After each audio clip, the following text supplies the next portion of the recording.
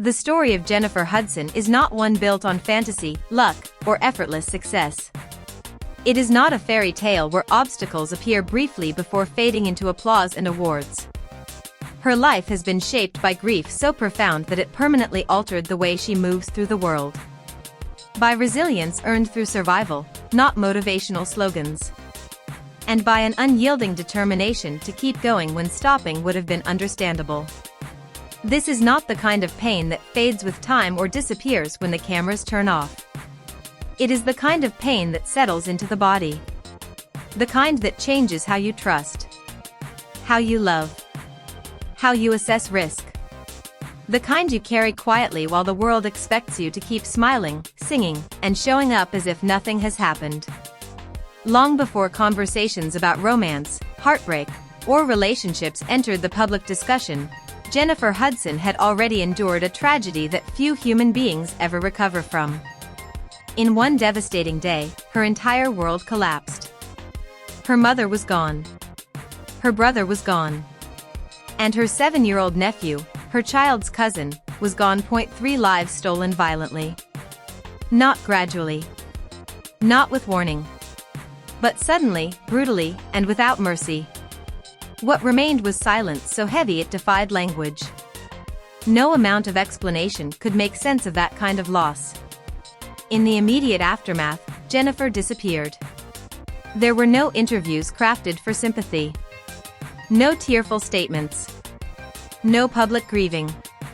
She vanished from view, not because she had nothing to say, but because grief is not meant to be performed. It does not function under bright lights or in front of microphones. It requires privacy, isolation, and time that no schedule can dictate. When she eventually returned to the public eye, it was not because the pain had healed. It was because she understood a brutal truth that many survivors come to learn: life does not pause just because your heart has been shattered. She returned with composure, with dignity, with a quiet strength that did not ask for applause. She continued to sing. She continued to act. She continued to show up. Not because she was unbroken, but because she refused to let devastation define her ending. That was not weakness. That was survival. As the years passed, Jennifer attempted to rebuild more than her career. She tried to rebuild something far more fragile, a sense of normalcy. A belief that stability was still possible. That love could exist without chaos attached to it. Eventually, she found herself in a relationship with David Otunga. From the outside, it appeared to be a fresh chapter. There was an engagement. A child. Public images that suggested safety and structure. For a moment, it looked as if life had finally softened its grip. But appearances often hide the truth. Behind the polished photos and carefully framed smiles, something darker was unfolding. Control disguised as concern. Emotional pressure mistaken for devotion. Fear woven into the language of love. Eventually, Jennifer made a decision many struggle to make. She chose safety over image. She sought legal protection. She walked away. And once again, she was forced to rebuild her peace from the ground up. For a woman who had already lost more than most people could imagine, this chapter reinforced a painful lesson: when love becomes unstable, survival takes precedence. By the time Jennifer entered the next phase of her life, she was no longer naive about romance. She was cautious, self-aware, fiercely protective of her emotional space. She was not searching for grand gestures. She was not chasing public validation. She was not impressed by promises. She was looking for peace. So when whispers began circulating about her in Common, the public reaction went deeper than gossip. People didn't just see a celebrity pairing.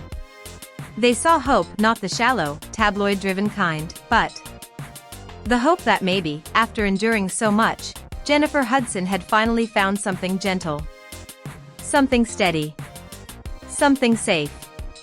Common's public image played a significant role in that perception. He wasn't just another famous man. He was known as the thoughtful one. The conscious rapper. The poet who spoke openly about therapy, emotional intelligence, and respect, particularly for Black women. He said the right things. He represented awareness, growth, and emotional maturity. On paper, the pairing seemed ideal. And for a time, it genuinely felt that way. In the beginning, their connection did not feel forced or strategic. There were no loud declarations. No desperate attempts to sell the relationship to the public. Instead, there were small moments. Shared laughter. Comfortable silences. Appearances that felt organic rather than calculated. They walked red carpets together without demanding attention. Their presence felt calm. Grounded. Balanced. Common spoke of Jennifer with admiration. He described her as inspiring. He referred to their relationship as a blessing, something that added meaning to his life. Jennifer, in turn, appeared lighter. There was a softness to her presence. A sense that she could finally exhale. She wasn't performing happiness. She wasn't convincing anyone. She was simply existing within it. But relationships rarely end in explosions. They unravel quietly. Over time, subtle shifts began to appear. Public appearances grew less frequent. Shared smiles became rarer. The ease that once defined them started to feel strained. Then came the rumors. Whispers that Common had been seen with someone else. Stories of flirtatious behavior that felt misaligned with commitment. Comments that sounded dismissive rather than affectionate. She's intense. She has a lot going on. Statements like these often surface when someone is emotionally withdrawing but unwilling to take responsibility for leaving. They frame distance as incompatibility instead of honesty. And then came the moment that may have changed everything. Talk of a proposal. According to insiders, Common had begun considering the next step: marriage, permanence, full commitment. But Jennifer said no. There was no public argument. No dramatic fallout. No spectacle. Just a calm, grounded decision. She wasn't ready. And sometimes not ready does not mean fear. Sometimes it means clarity. Jennifer recognized a familiar pattern. A man who thrives in beginnings. In excitement. In the chase. But struggles when commitment requires consistency, accountability, and emotional presence over time. She had lived through versions of this before. She wasn't rejecting love. She was protecting her peace. After everything she had endured, the loss, the trauma, the instability, she trusted her instincts. When something didn't feel aligned, she did not force it to work. She did not wait for disappointment to become undeniable. She stepped back. And in that space, the relationship quietly ended. No statements. No interviews. No emotional posts. Just absence. And sometimes, absence says everything.